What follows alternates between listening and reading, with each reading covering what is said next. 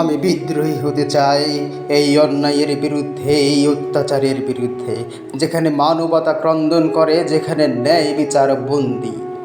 আমি বিদ্রোহী হতে চাই এই নির্যাতনের বিরুদ্ধে, এই দুর্নীতির বিরুদ্ধে, যেখানে ঘুষের কাছে বিবেক বিক্রি হয়, যেখানে স্বজনপ্রীতি নীতি।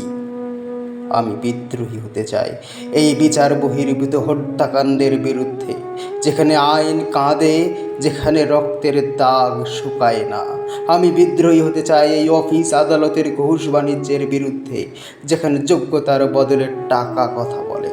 আমি বিদ্রোহী হতে চাই এই অবৈধ নিয়োগ বাণিজ্যের বিরুদ্ধে, যেখানে মেধা অপমানিত হয়, যেখানে শ্রম মূল্যহীন।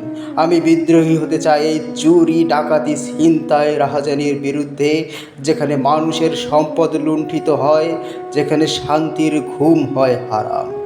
আমি প্রতিবাদী হতে চাই। আমার কলম হোক তলোয়ার, আমার ভাষা হোক আগুন, আমার কবিতা হোক বিদ্রোহের স্লোগান।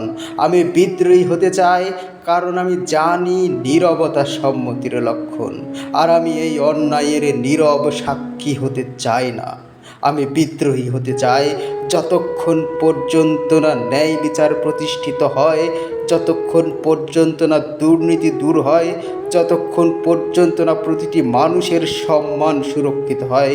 আমি বিদ্রোহী হতে চাই একটি নতুন ভোরের আশায়, একটি সুন্দর পৃথিবীর প্রত্যাশায়, যেখানে অন্যায় পরাজিত হবে, যেখানে হবে মানুষের জয়।